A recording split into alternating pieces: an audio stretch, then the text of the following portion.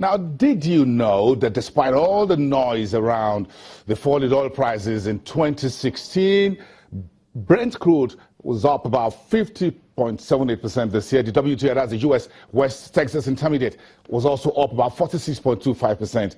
That's quite interesting news, isn't it? Now, today, we're seeing prices going slightly down, even though the week has been a little bit bullish, 1.7% to the north on the crude prices since the start of the week. Everyone's very hopeful or optimistic that January 1st, 2017 will be when the agreed crude oil production haircuts by OPEC and non-OPEC majors like Russia will take effect. Adim Okwesa is a research analyst with Financial Derivatives Company and is joining us via Skype in downtown Lagos to talk about the final hours of crude oil in 2016 as far as the formal trading actions concerned. Adim, good afternoon. Thanks for coming through. Good afternoon, boss. Isn't it surprising that despite all the noise around the marketplace, that it's been a very tough year for crude oil? Brent was about 50%, almost 52% better this year, and WTI almost by the same margin. Yes, indeed. If we consider that January, February, oil prices were about $27, and now that is almost twice that. And this is all largely due to OPEC's decision to collude and take collective action.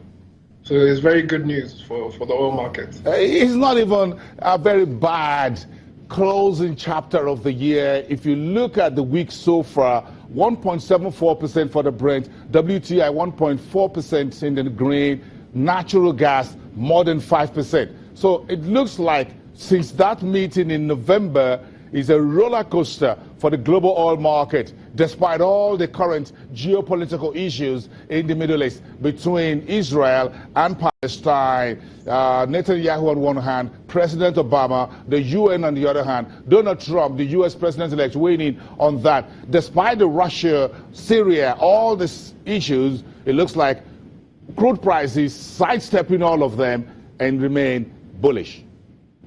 Yes, indeed. I think this rally has mainly been driven by OPEC's decision to cut production, and I think markets are taking OPEC for their word, and also the fact that Russia, a major oil producer, also joined the table, is also adding weight to the prospect. So yes, 2016 is ending. The oil prices are ending 2016 on a very good note, and that's very good for Nigeria. Let me take something that looks like a good news moving forward to Venezuela, saying they're going to add about 100,000 to the cutback in 2017. Do you think this is another news that the market is pricing in already? Yes, I think that is a good one. That is a good one from Venezuela. I think that's just telling that there's more willingness and more urgency for these producers to actually implement production cuts. I think because there's a lot of economic pressure and political pressure in all these countries. They are fed up of low oil prices and they want to see an uptick in oil prices. They want to see a new range of, let's say, $55 to $60 per barrel. So Venezuela coming out to say that it wants to cut more production. It's just saying that producers are fed up of the current state and they want more, they want better economic performance in 2017. Adim, I'm sure you know that traditionally what moves oil prices to the north is usually the Middle East crisis, oftentimes, except you have a major terror activity somewhere in any of the major countries. But we know the issue between the Palestine and Israel, whatever, is always a point. But this time around, it looks like OPEC is the driver of higher oil prices by itself rather than geopolitical tensions. Yes, indeed, but I think geopolitical tensions will still play a role. Like you said earlier, Israel, there's a lot of tension between Israel, Palestine, and the whole Middle East region. And Trump's presidency, we don't know what that is going to spell out for the oil market. And for the Middle East region, Trump has positioned himself with Israel.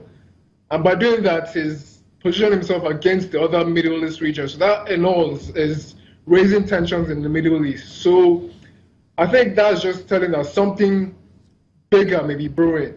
So there's still a lot to look out for in 2017. You never know, something in war might just come about in 2017, and that would be a huge rally for oil prices. So there's still a lot of unknowns regarding geopolitics. Adim, finally, were you surprised when the U.S. recount report came out yesterday saying that there's a higher number of U.S. rigs in operation, and we saw that major knock on oil price? Well, I wasn't surprised. The oil price, U.S. shale producers have been more confident considering the current prices now, and we should expect to see more drillers adding more rigs in 2017. But that shouldn't have a significant impact on oil prices, considering that OPEC, let's say they said they will cut production by 800,000 barrels. The forecast for shale production is 380,000 barrels if oil prices stay at this current level. So that should not have a significant impact on oil prices. I think the whole response to see if oil prices stay at this level, will shale producers rally? Will that depress oil prices? I think that is all overstated. I think shale production, it takes time. It's a slow process for oil to come back, and we might not even see that till maybe much later this year. Okay, Adim Okwesa from Financial Derivatives Company in downtown Lagos. Thank you very much. Let's leave it there for today. See you next time. Now, Angola's central bank governor says the country will achieve its inflation and exchange rate targets in 2017.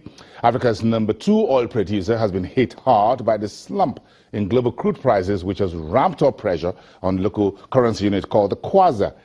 The central bank's website does not specify an inflation target, but the World Bank says the nation's budget this year assumed an inflation rate of 11%. Angola has raised interest rates by 500 basis points so far in 2016 to 16%, and inflation creeping up more than 40% year on year last November.